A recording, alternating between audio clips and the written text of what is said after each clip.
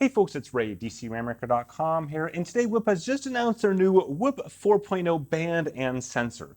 Now, if you've been around the block here long enough, you know I am not the biggest fan of Whoop, in particular their sensor. I think their app and their platform is fantastic and incredibly well done, and there's lots of goodness there and lots of goodness that other companies can replicate. But the one problem with the Whoop band today, this one right here, Whoop 3.0, has been the optical heart rate sensor that powers everything. Every little bit of the data comes from the sensor, and this sensor is hot garbage. Now, the good news is the Whoop 4.0 aims to fix that. And while I don't have the 4.0 here today, Whoop has told me they're sending me one very shortly to test out, which I think probably bodes well for the 4.0 sensor because they've seen my stuff. In fact, their CEO accidentally retweeted my review before reading it once, so I know they've seen it, and I'm optimistic here that this new sensor is better. So let's talk about what's new in 4.0. The first thing to know, though, is that all Whoop users that have 6 months or more will get the new sensor for free. Now, that's of course because you don't actually buy a Whoop device, you buy a subscription, roughly 30 bucks a month, but you can get it down to like 18 bucks if you buy a year and a half. But we'll just go with 30 bucks a month with a 6-month minimum. So thus, if you have 6 months left, it's 180 bucks, and you get a new pod sensor thing starting on September 27th. So what's in this new sensor? Well, a handful of things. I'm just gonna read through them and give you some of my input, and then I've got, again, a full review I'll do probably later on this month based on the timelines they're telling me, but we'll see how that goes. So for those not familiar with Whoop, in less than 30 seconds, basically it is a band you wear that has no display on it at all. It communicates purely with this app, and every day it gives you basically two things. One is your strain score, and one is your recovery score. Your strain is the totality of all your workout effort that day. It can be non-workout things, but it's almost exclusively workout. Anything that drives your heart rate higher increases your strain. And on the recovery side, that's purely focused on sleep. Those two pillars don't actually talk to each other. They're entirely separate, which has its pros and cons. That's probably better for a full review, but that's Whoop in a nutshell. You can see this past Saturday here. I had a pretty long ride in the Alps. I had a strain score of 19.9, almost the top peak that you can get on Whoop, and I had a recovery score from the night prior at 69%, and that's like still green, so it's good enough, if you will. And I can click into these and I can see what goes on with each one of those workouts. And this is essentially what you see for every single day. You see the strain impact of your workout, and you see the recovery from the night before in terms of how much sleep, resting heart rate, breathing rate, all those things are kind of pulled in together there. So with that quick primer there, let's dive into what's new. Number one, it is a new sensor. The biggest thing is the optical heart rate sensor underneath it has been completely revamped, and Whoop says that is the core of what's going forward. What's being changed is that it's more accurate. I asked them to give me like some exact data comparisons, even cherry-pick data comparisons, and they said just to kind of hold tight on that. So we'll see there. A couple minor tweaks with that is that one, they've gone from having just green LEDs to a combination of green and red and infrared LEDs, as well as the existing photodiodes, the 4 photodiodes in the past. The reason for that we'll get into in just one second.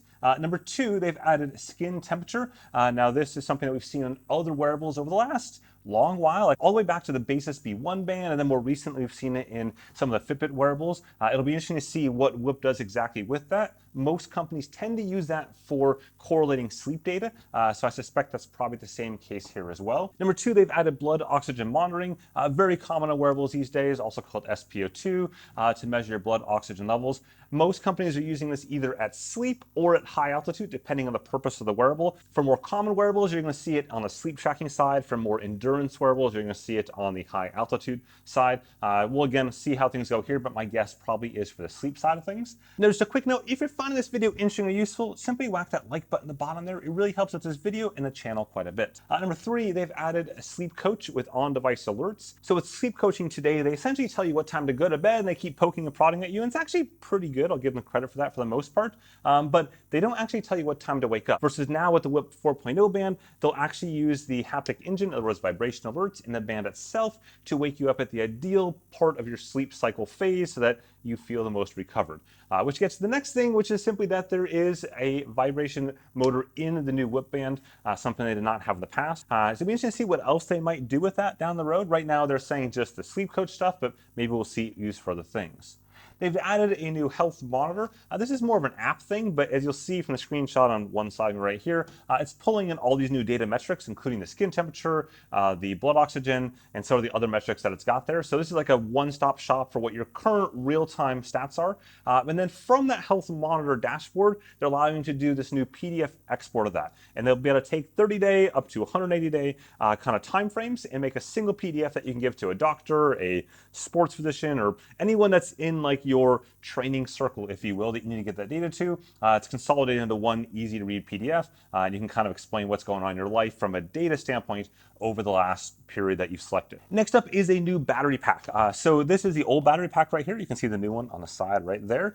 This is arguably my favorite feature of the whip strap. Essentially, though, you take this and you can just slide it on your whip strap like that, and then it recharges your strap without ever taking it off your wrist. So think of it like mid-air reflight refueling, mid-flight air refueling. You get the point. You take this thing, you charge this up, and then insurance charges this. It's great. Except one minor thing, it's not waterproof. And it's actually pretty good at not being waterproof, though, to be fair. I've showered with this thing over the last year and a half, probably 6 or 7 times, and then on the 7th or so time, I killed it and had to buy a new one. So the reason it's not waterproof, it's got a little micro USB port right there on the end that you probably can't see, but it's there, it's not waterproof, and thus water gets in and eventually kills it. The new one, however, is waterproof. So the new battery pack you can see there is fully waterproof, which is pretty nice. Speaking of battery, the battery life stays at the claimed 5 days of battery life. I'd say when I first started with this unit, it was 5 days. Now it's like a strong 3.5 to 4, depending on how things go. I think that's pretty normal for any device to degrade over time. They said, though, in this new device with the same 5-day claim, though, that they've got newer battery technology, which should hold up a lot longer with longer cycles. Again, that'll be like a super long-term review sort of thing to see how well that works out. Finally, the new pod is 33% smaller. It's pretty straightforward, I guess. Next up, though, are things that are not actually the pod itself, but new pod accessories, which is an apparel line called Whoop Body. And essentially, Whoop is making apparel in a bunch of different categories. And I know you're thinking like apparel, like Peloton apparel or something, but this is actually more interesting than you think. So they've got compression tops, legging, shorts, sports bras, bralettes, athletic boxers, regular boxers, and then 2 new types of bands. But on the apparel side, what they're basically doing is making so you slide your pod, the pod comes off from your strap like normal, slide the pod in the apparel, and that way you can get better accuracy within that apparel. And keep in mind, there's also many scenarios where you cannot or do not want to wear a band on your wrist. Some sports simply do not allow anything on your wrist itself. So this allows you to go ahead and put it on some sort of apparel that's tight and close to your body and thus has better optical heart rate sensor accuracy. Also, because Whoop is in the business of trying to keep you subscribed to their platform, if you're taking this thing off all the time for sports and don't put it back on, or taking it off at night because you may not want it on your wrist, that's lowering the chance you're going to keep their service and keep their platform and in turn keep on paying Whoop. So by Whoop going into this apparel lineup, they're hoping you'll keep that sensor on you or close to you at least, and then turn keep on paying the company. But ultimately, it'll come down to accuracy. And that's something that, again, I can't test today. I'm excited to test that and to see if that's true or not, especially in intense activities. That's where it's typically had the hardest time. Anytime you're doing like interval workouts and things like that, or any sort of high intensity activity, the Whoop band will usually underreport that value significantly. And then also ensuring that it doesn't have false positives. That's something that I've seen a lot where I could be like doing the dishes just the other day, in fact, and it picked up an hour-long workout thinking I was doing a full-on track session. I just did the dishes for a little while and that was it. And so that you can't remove those things, and that's something that has not changed either. There's no removing of that data from the Whoop platform if the data is incorrect. It'll just lead to being a high strain day or an underreported strain day. Nor is there any changes to pairing, so that's not changing either. There's no way to pair a heart rate strap, unfortunately. That's also kind of remaining the same. With that, thanks for watching. If you found this video interesting or useful, whack that like button at the bottom there, or hit subscribe for plenty more sports technology goodness. With that, have a good one.